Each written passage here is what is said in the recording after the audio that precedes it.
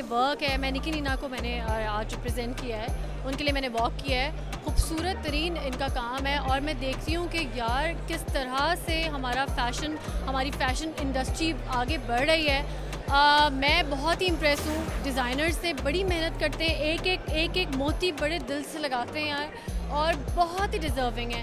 तो मेरी तरफ से इन सब के लिए एक क्लैप है।